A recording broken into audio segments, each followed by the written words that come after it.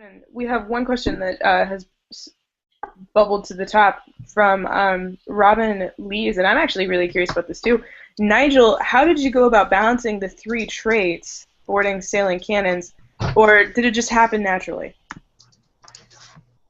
Oh, there's a question. No, it didn't happen naturally.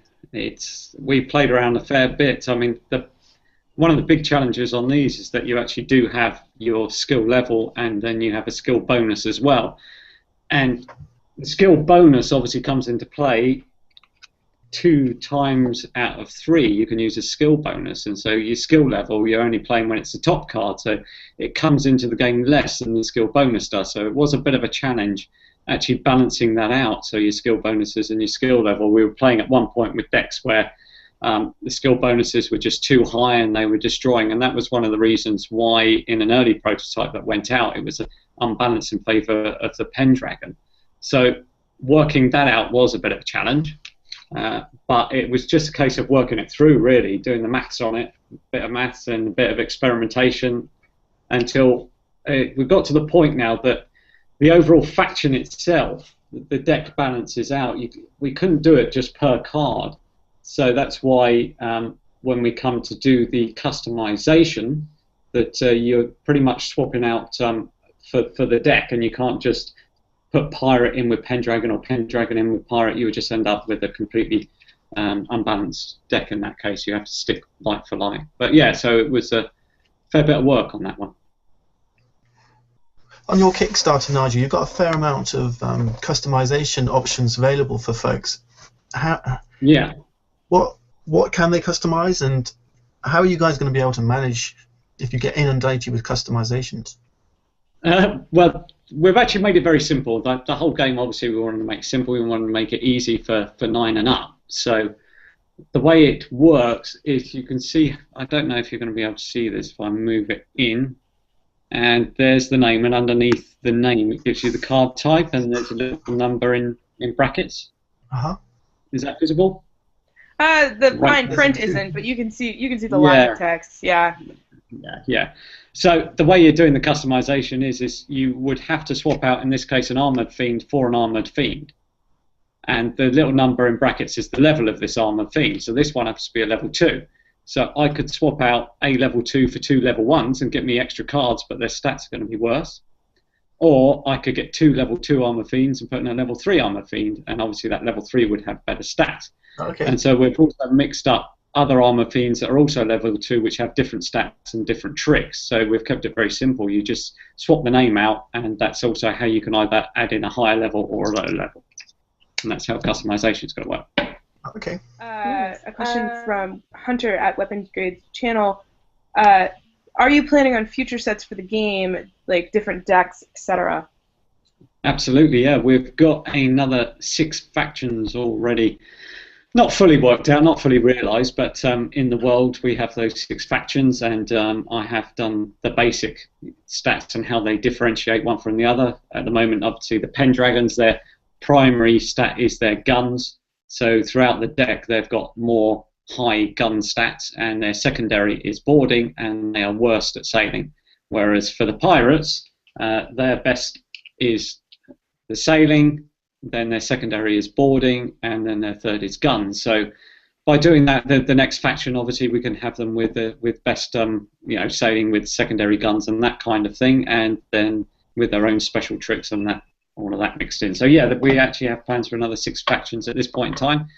Also got ideas on how we could bring out another Pendragon deck, but the way the ship itself works would actually influence the stats on the front as well. So you would have a different, instead of with that airship on the back, you would have a different airship, and it would also influence the stats. So overall, with these ones, the stats are as they are, but with a different ship, we can play around with these stats a bit and make them a bit different as well. So that's what we've got planned. Willie Hung asks, kind of, along custom decks and stuff, what new factions can we reveal? What factions are planned? And are there any more, unique cards or something that might allow players to do special stuff, anything like that?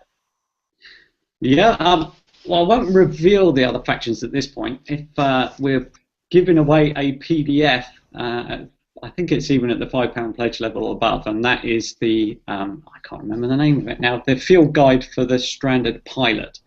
So that actually shows a bit more about the world itself, and within there you will be able to see some of the new factions. So we'll save that one for you. As to other special cards, yes, we are looking at other ones that would just potentially. I am playing around with an idea where you could play a series of games, and after each game you would add in a card which would represent an upgrade to something, but you would also add in a damage card as well. So we're playing around with that as well. So as you play over multiple games, your deck would change. You've got to then cater for some damage that you're taking, but you've also got these little upgrades. That you can but are there plans in the works for a 3-player game, or a 4-player game, or maybe just a 27-player game? Like, are there plans for that, Nigel? Yeah, we actually have the rules for the 3-player already sorted out, and we've tested that, and that is very simple. You would actually just easily take it in turns. So let's say there was myself. Sorry, everything's frozen. Can you still hear me? Yeah. Yes. Yeah, good. Okay. So, and we can see. Good. Just not see you. Anyway. That might be okay for you. No, don't say that. So there was the three of you, Ricky, Tiffany, and Rhiannon were playing a 3-player game. You would decide who was playing first, and that player, so it was Rhiannon, would then play off against Ricky, and she would be the leading player. And then the next round, Ricky would become the leading player, and then would play Tiffany. And then the next round, Tiffany would then become the leading player, and she'll play Rhiannon. And so you just go around in a circle like that. But it works out very well because you're not only interested in your own rounds, you are very interested on how the other 2 players are playing and their outcome as well. And you actually start developing tactics as to, well, that person seems as if they're winning quite a bit, and although you shouldn't really be conferring, you can obviously weight the way you're playing your cards to try and hammer one person to bring them back down, as opposed to not going heavy against someone who may be in the same position as you, or like me, losing. So that's the 3-player. 4-player is going to be more team-based. So you would just pair up. So, for example, where we did, Ricky and I could be on the same team, but by the fact that we lost, I don't think it's such a good idea. So maybe I'll team up with Tiffany, and Rhiannon could team up with Ricky, and then we would just pair off. But what we're playing around with the idea, and the rules are out there. A few guys are beta testing this, where under certain circumstances, if you play your cards right, you can actually help your partner out. So by helping them, you would have to win, and then they could either recover a card, or they could what we call protect a card. So protecting a card is, if I played these 3 cards in a round, but this one is really good, I could then hold on to that and make that my top card for the next round, whereas discarding the other 2. So you can help them that way, or if you both play to help each other, then you actually do a team total against each other. So you total up your scores, and your partner would total up theirs. You add those together, and if that beats the opponent, then they both have whichever skill effect. So say I chose sailing, and Ricky's my partner, he chose guns. If we beat you both, we could decide either you're both going to take the sailing effect, or you're both going to take the guns effect. And so if one of your opponents have planned to be, okay, they're doing sailing, you can then mess them up that way. So it's a bit of a team game. You are collaborating together. And theoretically, if you think about it, you could actually keep those pairs going. So you could have a 6-player game, and if you're sat in the middle, you can help either player beside you, and so on. So, but we haven't gotten to that point yet. Okay. Do you guys have any interesting stretch goals lined up? The first one is that we're going to try and put together this mini expansion of 10 cards. So that would add in more cards that you can use to customize your deck. So that's the first one. We're also looking at the grade of the card, whether to go with linen stock or not. But as has been mentioned to us, is that if we're going to do that for the one deck in the future, obviously we want to try and keep that, whatever we do with this first deck, consistent throughout. So that was something that we threw up there. We had all planned out, but we hadn't thought that bit fully through. So when it was pointed out to us, we're having to go back and just make sure that we can actually commit to upgrading the cards, and if we do that now, that we will be able to commit to doing that in the future. So that is there as well. And we do have another stretch goal, which we will announce in the future.